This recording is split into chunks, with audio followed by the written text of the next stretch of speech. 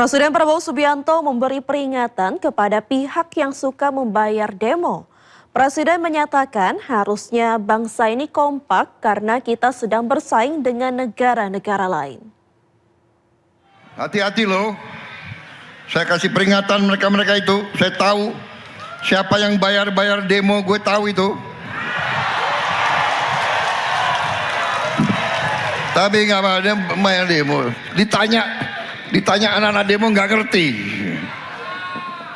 Mau demo apa ya? Kami dibayar 200.000. Tapi ada, saya nggak mengerti. Saudara-saudara kita ini kalau merasa apa ya? Kalau kita di dalam pertandingan gitu ya, kita jadi supporter kan, kita dukung satu tim. Ayo maju. Negara kita ini lagi bersaing sama banyak negara. Harusnya bangsa ini kompak. Kalau ada yang kurang, teman yang kurang, tim kita lagi main ya, mainnya kurang bagus, ya tetap di supporter ya. Nanti begitu sudah selesai pertandingan baru dikoreksi. Ya, isu dugaan penerimaan uang oleh sejumlah mahasiswa Universitas Bung Karno atau UBK terkait aksi demonstrasi menjadi sorotan publik. Menanggapi hal tersebut, Badan Komunikasi Pemerintah atau BAKOM RI membantah adanya keterlibatan pemerintah dalam pengondisian aksi mahasiswa.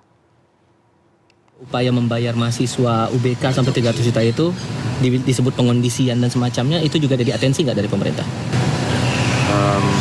Ya, saya rasa penjelasan saya tadi sudah bisa merespon ya terkait dengan dugaan ada pengkondisian dari pemerintah terhadap demo yang mendukung MBG. Saya rasa itu tidak benar karena posisi pemerintah adalah menghargai setiap pendapat suara masyarakat baik yang pro. Dua calon manajer koperasi Desa Merah Putih meninggal dunia saat mengikuti pelatihan militer. Keduanya masing-masing mengalami serangan panas atau heat stroke dan henti jantung atau cardiac arrest.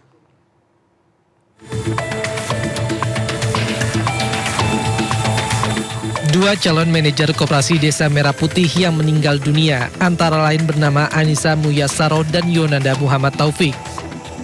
Anissa Muyasaroh diketahui meninggal dunia saat mengikuti pendidikan di Satuan Pendidikan Dodikjur Rindam 6 Mula Warman, Balikpapan, Kalimantan Timur. Perempuan berusia 26 tahun yang merupakan peserta delegasi dari Kabupaten Lamongan, Jawa Timur ini meninggal setelah mengalami serangan panas atau heat stroke. Anissa sempat dibawa ke klinik milik Kodam untuk mendapatkan penanganan awal sebelum dirujuk ke Rumah Sakit Dr. Harjanto TNI Angkatan Darat. Meski telah mendapat penanganan medis, Anissa dinyatakan meninggal dunia. Dan perlu digarisbawahi juga bahwa kegiatan yang dilaksanakan ini sama sekali tidak melibatkan kegiatan fisik, dalam artian lebih condong dominan kepada proses belajar mengajar di kelas. Saya juga memastikan bahwa dalam prosedur penanganan pada saat kejadian sudah dilaksanakan dengan tepat, diawali dengan pemberian pemeriksaan di lapangan, kemudian dibawa ke klinik kesehatan yang ada di Dodikjur. Karena melihat perkembangan yang terjadi oleh yang bersangkutan tidak membaik, segera dilarikan, dirujukan ke Rumah Sakit Dr. Harjanto Visdam 6 Mula Warman. Satu orang lainnya, Yonanda Muhammad Taufik, meninggal dunia saat tengah mengikuti pendidikan di Satuan Pendidikan Puslat Porko di Kelatat, Batu Raja, Sumatera Selatan. Yonanda mengalami penurunan kondisi kesehatan pada 17 Juni lalu dan sempat mendapat penanganan oleh tenaga kesehatan satuan sebelum dirujuk ke rumah sakit. Yonanda diketahui meninggal akibat henti jantung. Diketahui pelatihan militer untuk calon manajer koperasi Desa Merah Putih berlangsung selama 45 hari hingga 31 Juli mendatang. Usai peristiwa ini, Kemenhan bersama panitia seleksi mengevaluasi secara menyeluruh termasuk mekanisme seleksi kesehatan peserta. Dari Balikpapan, Kalimantan Timur, Mukmin Aziz, iNews melaporkan. Kita ke informasi lainnya pemirsa.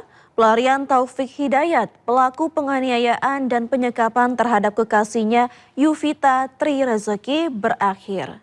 Pelaku berdalih menanganinya korban dalam kondisi tak sadar akibat pengaruh alkohol.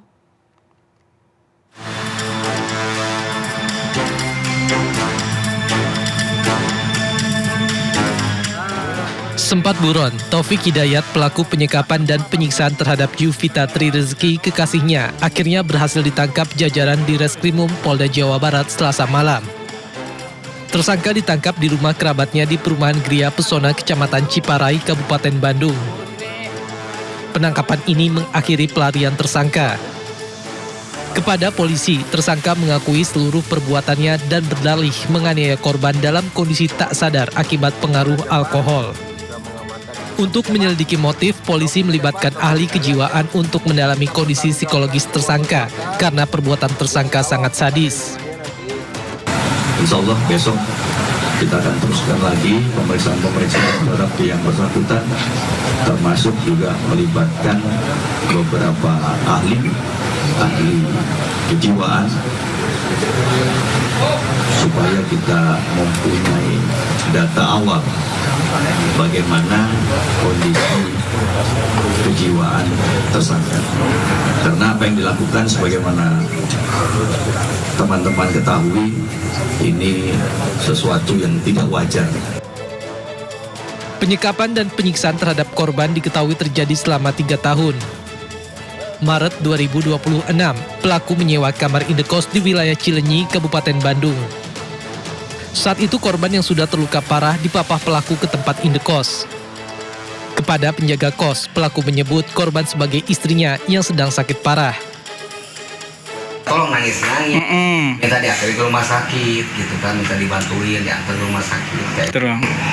Nah, selama ke rumah sakit di perjalanan si korban itu nggak kelihatan wajahnya atau mana ditutup? Kalau pas berangkat dari kosan ke rumah sakit Ujung Berung ditutup, gak kelihatan wajahnya, cuman pas udah dibalut luka dari Ujung Berung, bagian kepala dibalut, baru ketahuan wajahnya, baru tahu di rumah sakit Ujung Berung gitu. Kondisinya wajahnya memang sudah hancur gitu Pak ya? Itu udah memprihatinkan.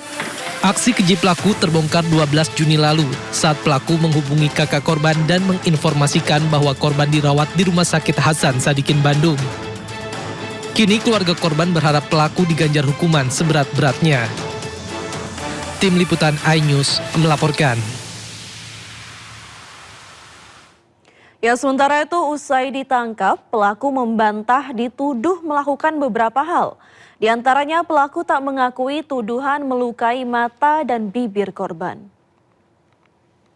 Tanggung jawab, itu tanggung jawab. Lain mana nepi ka bibir teh kunaon?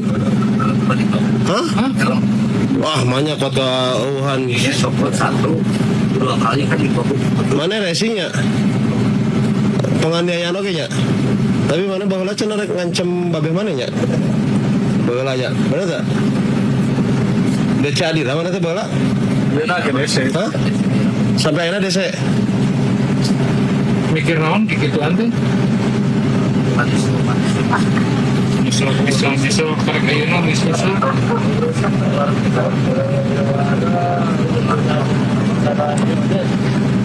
tahun lagi alkohol. 1 tahun teping sakit itu.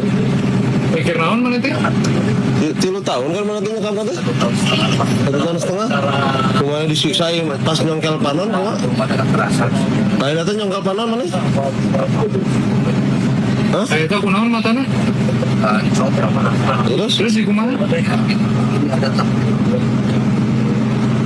Kunaon? Pakai naon? Pakai Ya, dari unggahan media sosial Erni 1.986, korban mengaku bersyukur pelaku akhirnya tertangkap. Pihak keluarga korban juga berharap pelaku menerima hukuman seberat-beratnya. Kondisi pelaku. Alhamdulillah senang sekali, terima kasih Pak Kapolda sudah ngebantu saya. Saya jadi lebih senang lagi, saya lebih bahagia lagi dan saya lebih tenang karena dia sudah tertangkap. Kita pengennya dia diapain Tani? Hukumannya apa tak? saya ini dihukum seberat mungkin biar dia ngerasain apa yang saya rasain. Kita serahkan ya tanya ke pihak berwajib. Amin, ya Allah, Semoga si terima pelaku kasih. dihukum seberat-beratnya, setimpal-timpalnya. Iya, amin, terima Kalau bisa kasih. mata ganti mata, hidung Iya. ganti hidung, mulut ganti hidung. Iya. Dibikin hancur. Amin, terima kasih. Kita tetap kuat ya. Iya, Semua terima warga kasih. Indonesia mendukung Pita, ngasih kekuatan buat Amin, terima Pita. kasih. Amin, terima kasih. Ya, ini ayahnya nih. Mas, harapan Mas Irin gimana nih buat si pelaku? Ya hukumlah seberat-beratnya. Sebenarnya kan emang kita negara hukum ya. Ya kalau bisa seumur hidup aja. Semua kan anak kita juga seumur hidup cacat. Iya. Iya.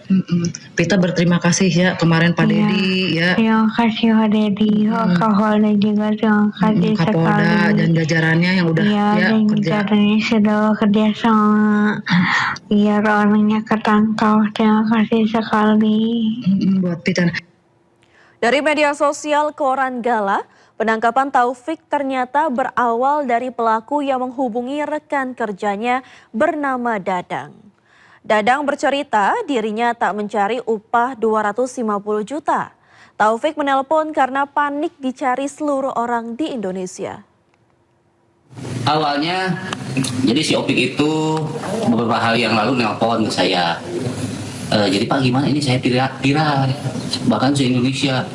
Nah, terus saya lihat, oh iya viral di Indonesia. Nah terus kamu maunya gimana? Nah, saya bilang kan gitu.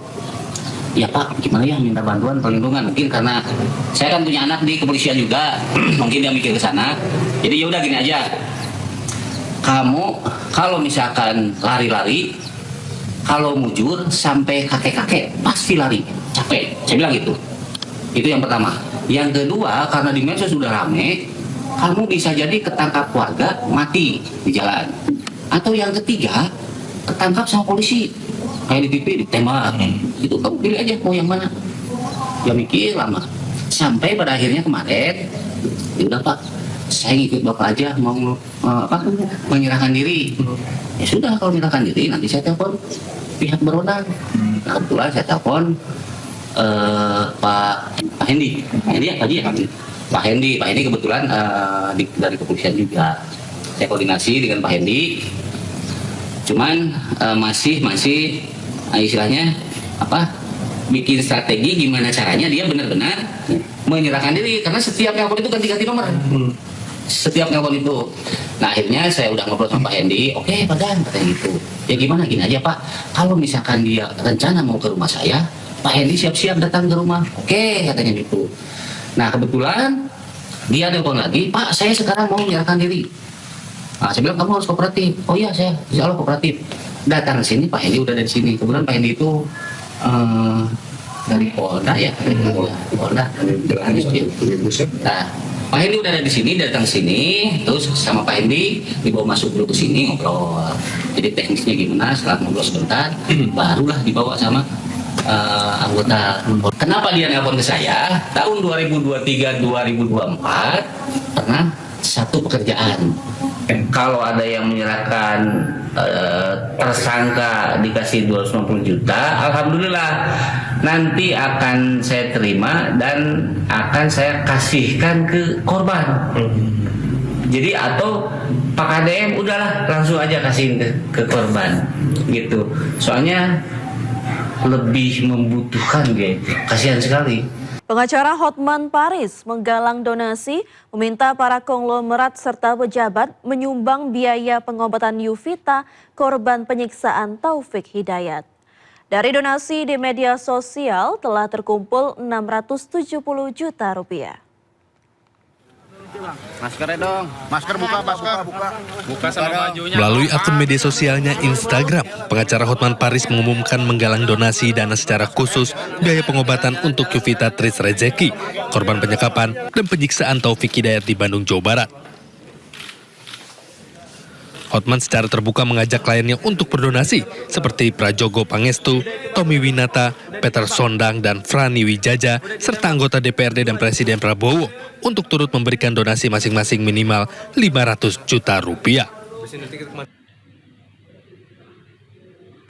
Selain itu, tak hanya konglomerat dan klien Hotman Paris, rakyat kecil juga turut menyumbangkan demi kesembuhan Yovita Tris Rezeki atas penyiksaan yang dilakukan oleh Taufik Hidayat. Dari 800 orang, donasi yang terkumpul di Hotman Paris mencapai 670 juta rupiah. Sumbangan masyarakat yang punya hati nurani terhadap korban yang disandra oleh pacarnya selama 3 tahun oleh si laki-laki brengsek sudah hampir 800 orang di buku tabungan Hotman. Dan yang paling membanggakan, yang menyumbang ini banyakan menyumbang, coba nih, ada 1.000 perak, 3.000 perak, ada banyak yang 10.000. Bayangkan rakyat kecil ya berhati nurani. Ini mungkin ada yang tukang bakso, ada tukang ya macam-macam lah, ada pegawai, ya sudah 800 orang yang nyumbang. Dan berapa saldonya Pak? Saldonya udah berapa? 667. Berapa? 677 juta. Sudah mencapai 670 juta. Sebelumnya, aksi keji pelaku terbongkar 12 Juni lalu saat pelaku menghubungi kakak korban dan menginformasikan bahwa korban dirawat di Rumah Sakit Hasan Sadikin, Bandung. Kini keluarga korban berharap pelaku diganjar hukuman seberat-beratnya. Tim Liputan iNews melaporkan. Untuk mengetahui informasi selengkapnya, pemirsa, kami sudah terhubung dengan rekan Naura Safika bersama juru kamera Yudi Richard di Gedung Merah Putih KPK Jakarta. Selamat siang, Naura. Apakah KPK sudah memutuskan mengambil langkah tegas dengan menjemput paksa saksi Fitri Asidiki? Ya, selamat siang Vina dan juga pemirsa. Memang hingga di hari ini sudah total 4 kali pemanggilan kepada Fitri Asidiki dan juga mangkir dari panggilan tersebut. Di mana untuk panggilan ini dimulai dari tanggal 9, lalu lanjut di tanggal 11, 15, dan terakhir di tanggal 23 Juni kemarin.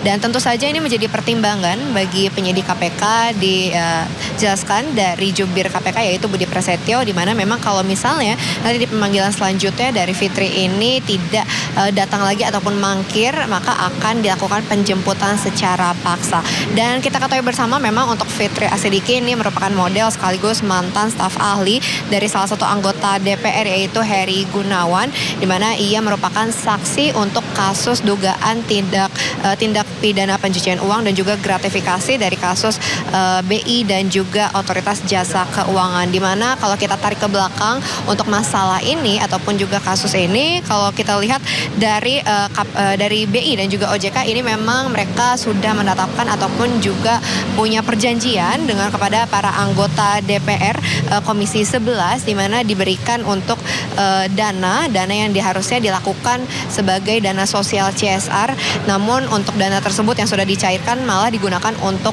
hal lain ataupun juga kebutuhan pribadi. Dan kalau kita lihat juga dari KPK ini sudah menjelaskan bahwa dari kasus tersebut setidaknya sudah ditetapkan ada 2 tersangka yaitu Heri Gunawan dan juga Satori.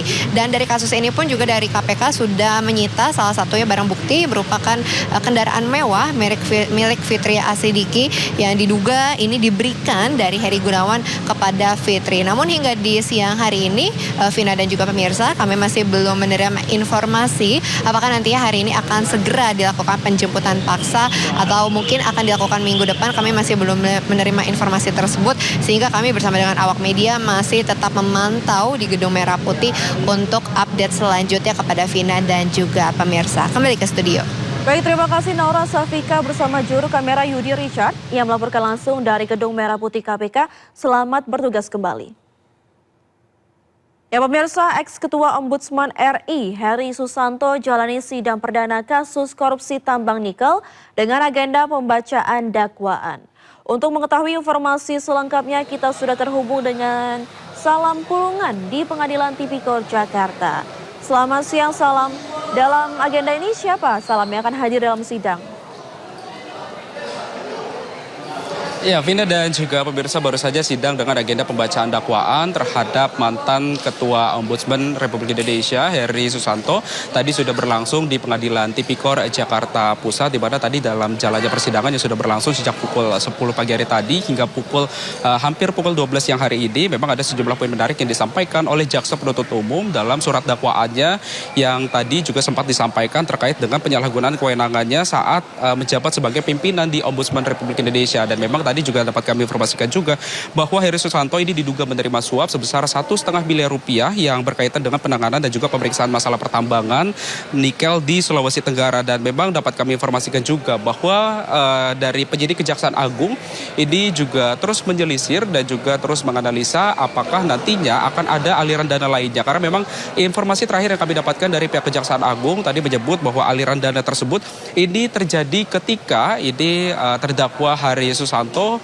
menjabat sebagai komisioner sejak tahun 2013 hingga sebagai Ketua Ombudsman Republik Indonesia hingga tahun 2025 lalu. Artinya ini sudah selama 12 tahun praktek suap dan juga korupsi ini masih terus berjalan di tubuh dari Heri Susanto. Dan memang dapat kami informasikan juga kepada Anda, Vina, dan juga pemirsa bahwa selain Heri Susanto, Kejaksaan Agung juga menetapkan pihak pemberi suap dalam perkara ini, di mana dalam kasus ini berkaitan dengan dugaan terkait dengan manipulasi laporan hasil pemeriksaan yang diduga menguntungkan pihak tertentu dalam bisnis pertambangan nikel. Dan memang dari informasi yang kami dapatkan juga dari pantauan kami di lapangan, untuk dari Majelis Hakim sendiri yang bertugas untuk kasus perkara ini adalah dari Ketua Majelis Hakim Dwi Elia Rahma Sulistiyowati dan juga anggota hakim ini Fajar Kusuma Aji dan juga Alfiz Setiawan. Dan memang dapat kami informasikan juga dari pasca dari pembacaan dakwaan yang tadi sudah dilangsungkan oleh Jaksa Penuntut Umum, nantinya sidang akan dilanjutkan dengan proses pemeriksaan saksi yang memang nantinya akan dihadirkan juga mulai dari saksi yang dihadirkan dari Jaksa Penuntut Umum, kemudian juga saksi dari pihak terdakwa yang nantinya akan terus digali informasi lainnya, apakah nantinya akan digali fakta-fakta baru yang akan muncul dalam persidangan nantinya. Karena memang ini dapat kami informasikan juga bahwa tidak menutup kemungkinan apakah nantinya akan ada tersangka baru dalam kasus ini yang terungkap di fakta persidangan nantinya yang akan berlangsung. Karena memang informasi yang tadi sempat disampaikan oleh Majelis Hakim bahwa nantinya untuk sidang lanjutan ini akan berlangsung pada pekan depan pada hari Kamis tanggal 2 Juli mendatang. Dan kita akan terus menantikan bagaimana update terbaru dan juga perkembangan lanjutan dari sidang yang terjerat terkait dengan kasus suap dan juga korupsi di tata kelola usaha pertambangan nikel tahun 2013 hingga 2025 yang menjerat dari mantan Ketua Ombudsman Republik Indonesia Heri Susanto. Vina. Baik, terima kasih, selamat atas laporannya dan selamat bertugas kembali.